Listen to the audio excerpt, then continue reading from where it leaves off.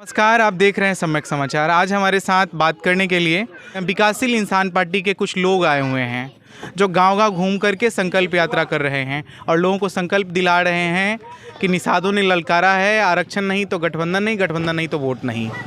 ये ललकार जो है आप लोगों की, ये किनसे है?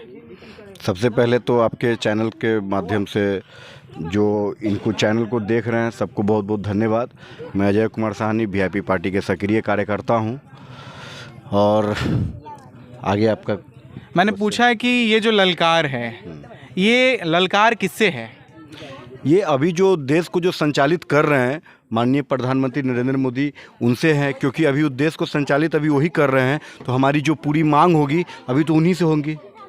मैंने आपका मैनिफेस्टो पढ़ा, ये जो मैनिफेस्टो है विकासशील इंसान पार्टी का, तो इसमें मैंने पाया कि बिहार की जो सरकारें रही हैं पहले या अभी भी है, उसका आप बखान कर रहे हैं। और आप नरेंद्र मोदी के बारे में इसमें लिखे हैं कि वहाँ तक संदेश पहुँचाना है कि निषादों ने ललकारा है और आरक्षण नहीं तो गठबंधन नहीं, गठबंधन नहीं तो वोट नहीं। क्या आप सिर्फ नरेंद्र मोदी जी से गठबंधन करना चाहते हैं या फिर और जो दल अभी दो भाग में हैं, बिहार में या पूरे देश में, एनडीए और इंडिया, तो क्या आप इंडिया के साथ आपका कोई मोटिव नहीं है उनके साथ जाने का?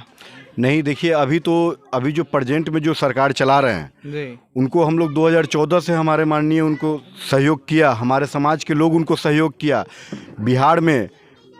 बिहार के जो पहले प्रदेश अध्यक्ष थे माननीय मंगल पांडे जी ने, उन्होंने लिखित एग्रीमेंट किया था कि आप हमको समर्थन कीजिए, अपने समाज से वोट, आपका समाज का वोट मुझे मिलेगा, जब हम सरकार में आएंगे तो निश्चित तौर पे आपको आरक्षण मिलेगा। आप हमको मदद कीजिए, जब हम सत्ता में आएंगे तो हम आपको मदद करेंगे।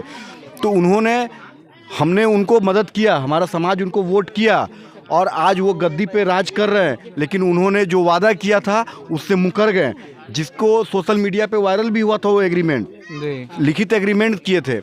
तो अभी आप सरकार में माननीय प्रधानमंत्री जी है, तो हम तो उनसे करेंगे। अगर हमारे समाज के लिए, हमारे समाज के हित के लिए जो सोचेंगे हम उनके सहयोग करेंगे। तो आपका जो विरोध है वो अभी वर्तमान में भारत सरकार से, बिहार सरकार से कोई विरोध नहीं है? नहीं, ये जो आरक्षण जो लागू करना है वो तो केंद्र सरकार ही करेंगे ना, राज्य सरकार तो करेंगे नहीं। तो जब राज्य सरकार नहीं करेंगे तो केंद्र सरकार करेंगे, तो निश्चित तौर पे हम केंद्र सरकार से ही मांगेंगे। जी। और अन्य लोग आरोप लगा रहे हैं कि जब चुनाव आता है तो मुकेश सहनी आरक्षण के लिए निकलते हैं। 2014 में भी जब नरेंद्र मोदी की सभा थी तब ये पुलिस लाइन में सभा कर रहे थे, जैसा जानकारी है मुझे। तो जब चुनाव आता है तो मुकेश सहनी जी निकलते हैं, उसके बीच में गायब हो जाते हैं। नहीं, ऐसा नहीं है। आप देखे होंगे कि जब ये मंत्रिमंडल में थे तभी भी आरक्षण का आवाज़ उठाते गए हैं।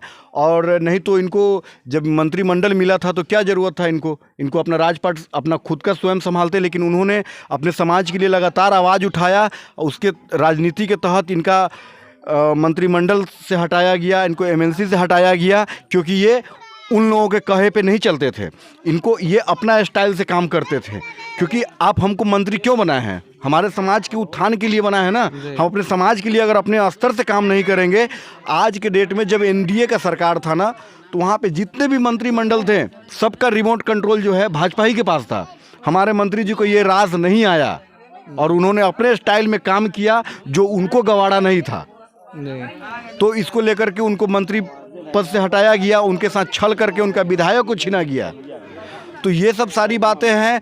तो छल तो अभी उन्होंने किया है, तो हमारा लड़ाई उनसे है। एक सवाल मेरा और है सर आपसे कि आप निषाद आरक्षण की बात करते हैं, निषादों की बात करते हैं, निषादों को अधिकार दिलाने की बात करते हैं, और जब टिकट देना होता है तो आप किसी भी निषाद समुदाय के बेटे को, किसी भी निषाद समुदाय के लोगों को टिकट नहीं देते हैं। ये भी आरोप आप पर लगते रहा है। नहीं तो आप नज़र उठा के देखिए ना, कितने जगह हमारे निषाद समाज को टिकट मिला है।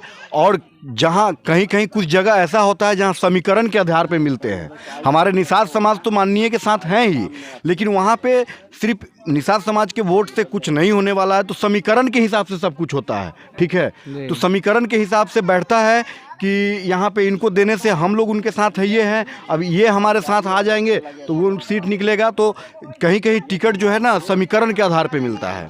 तो मेरा जो आकलन है या हमारे टीम का जो आकलन है, हम तो देख रहे हैं कि जहां आप दूसरे किसी भी समुदाय का प्रत्याशी उतारते हैं, वहाँ का वोट, आप उस समाज का वोट आप ट्रांसफ़र नहीं करा पाते हैं। आपके समाज के लोग वोट देते हैं लेकिन दूसरे समाज के लोग वोट आपको नहीं देते हैं। बिल्कुल अगर ऐसा है और ऐसा देखने को मिला है तो इससे हमको माननीय प्रधानमंत्री जी को या राज्य सरकार को ये संदेश जाता है कि कम से कम जैसे बोचहा को देख लीजिए, कुरहनी को देख लीजिए, ये जो जितना भी वोट आया है वो हमारे समाज का वोट क्या कहा सर आपने, कुरहनी में आपके समाज का वोट सिर्फ मिला? बिल्कुल जो प्रत्याशी थे उनके समाज का? बिल्कुल उनका कुछ वोट उनका इधर उधर गया है। हमारे समाज के लोग खूंटा गाड़ के